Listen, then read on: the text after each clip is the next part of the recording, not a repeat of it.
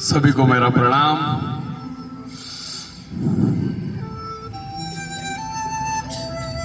के रिश्तों की गांठ या गठान अगर खुल सकती है तो उस पर कैंची नहीं चलाना चाहिए। आज का एक बहुत सुंदर प्रसंग महाभारत से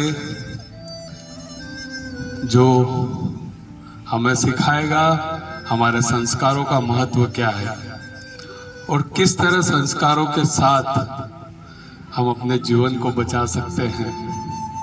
आज इस प्रसंग से यही हमें सीखने को मिलेगा। प्रसंग है महाभारत का, जब कौरव और पांडवों का युद्ध चल रहा था।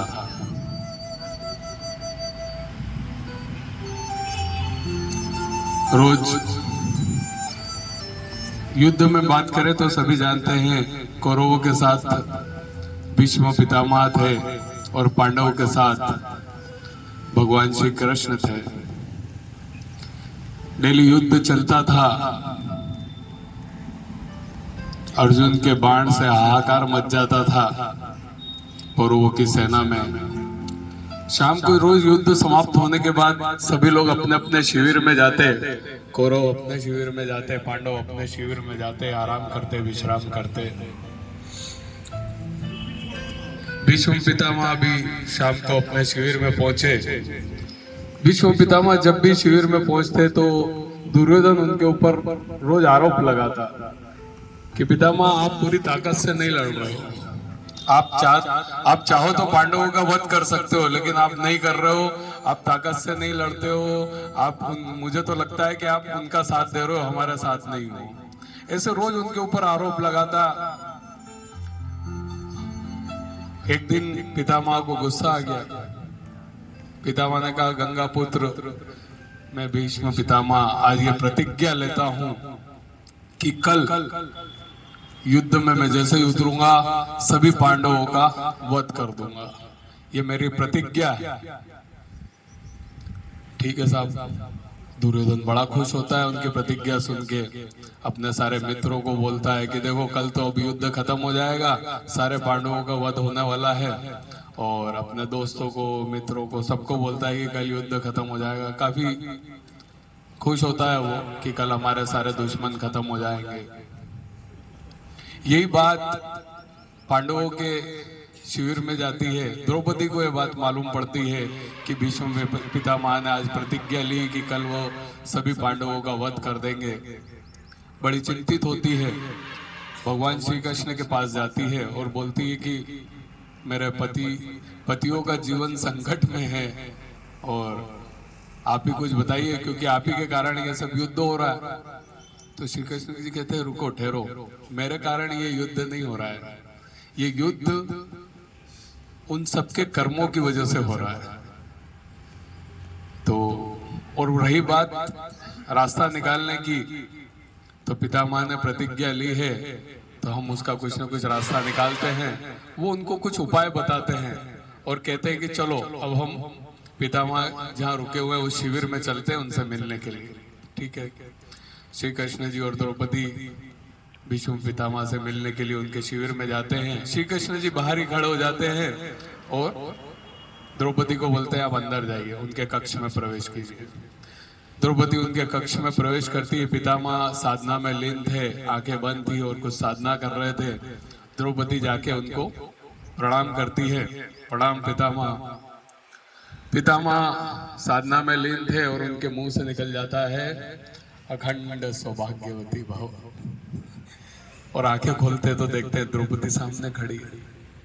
बड़े चिंतित हो जाते हैं कि ये तुमने मुझे किस समस्या में डाल दिया। अभी थोड़ी देर पहले मैंने तुम्हारे सभी पतियों को मारने का, वध करने का निर्णय लिया, प्रतिज्ञा ली, और अब तुमने मुझसे आके अखंड सौभाग्यवती का वचन ले लिया। अब मैं क्या करूंगा।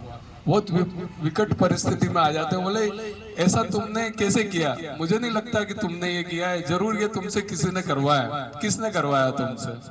तो द्रौपदी बोलती है कि भगवान श्री कृष्ण जी ने कहा था। अच्छा अच्छा। बोले उनको बुलाइए। कहाँ है वो? श्री कृष्ण जी बाहर रहते हैं, उनको बुलाया जाता है। तो पितामह उन्हें प्रणाम करते हैं कि भगवान ये क्या लीला आपकी, अभी थोड़ी देर पहले मैंने प्रतिज्ञा ली पांडवों का वध करने की और आपने ये सब द्रौपदी को भेजा और अखंड सौभाग्यवती का वचन ले लिया मुझसे। बोला अब क्या करूं मैं? बोला आप तो सब जानते हैं क्या करें, पांडवों को बुलाया जाएगा। ठीक है, सब पांडवों को बुलाया जाता भीष्म पितामह के पास और उनसे वचन लिया जाता है कि मैं जो कहूंगा भीष्म पितामह जो कहेंगे वो तुम्हें मानना पड़ेगा। ठीक है, सभी पांडव तैयार हो जाते हैं। पितामह अर्जुन से कहते हैं कि कल युद्ध में तुम मेरा वध करोगे। तो अर्जुन बोलता है कैसे, लेकिन मैं तो आप इतना बलशाली नहीं हूँ, मतलब आपके पराक्रम के आगे तो मेरा कुछ है नहीं। बोला नहीं, तुम कर सकते हो। कैसे करोगे? वो तुमको किसी नारी को युद्ध में लाना होगा। तुम किसी नारी के पीछे से अगर मुझे बाण चलाओगे और मैं नारी पे हाथ उठाऊंगा नहीं, नारी के ऊपर तीर चलाऊंगा नहीं, तो बोले युद्ध में तो नारी आ नहीं सकती, तो कैसे संभव होगा? बोले नहीं, तुम्हारी सेना में एक शिखंडी करके आदमी है। जब ये पैदा हुआ था तब शिखंडनी थी और बाद में यज्ञ कुछ यक्ष वगैरह की सहायता से वो शिखंडी बन गए थे। बोले तुम शिखंडी की सहायता से ये काम करोगे, शिखंडी की आड़ से मुझे बाण चलाओगे और मेरा वध करोगे। ठीक है साहब, और इस तरह से सारी समस्याओं का निराकरण हो जाता है, पांडव बच जाते हैं, भीष्म पितामह की प्रतिज्ञा भी रह जाती है और इस तरह सारा सॉल्यूशन हमारे श्री कृष्ण जी उस समस्या का निकाल देते हैं। इस प्रसंग, इस कहानी से हमें यही शिक्षा मिलती है कि देखिए संस्कार का होना जीवन में कितना जरूरी है। उस संस्कार के कारण अगर हो सकता है कौरव की दुर्योधन की पत्नियां या कौरव की पत्नियां भी अखंड सौभाग्यवती का वचन कहीं ले लेती तो आज कौरव भी जिंदा होते, लेकिन बात है संस्कारों की। अच्छे संस्कारों के साथ द्रौपदी गई और उन्होंने प्रणाम किया तो अखंड सौभाग्यवती का उनको वर मिला। तो कई बार संस्कार भी हमारा जीवन बचा देते हैं। इस कहानी से यही शिक्षा मिलती है कि संस्कारों का जीवन में बहुत महत्व है और संस्कार कई बार हमारा जीवन बचा देते हैं। यही इस कहानी का सार है। चलिए एक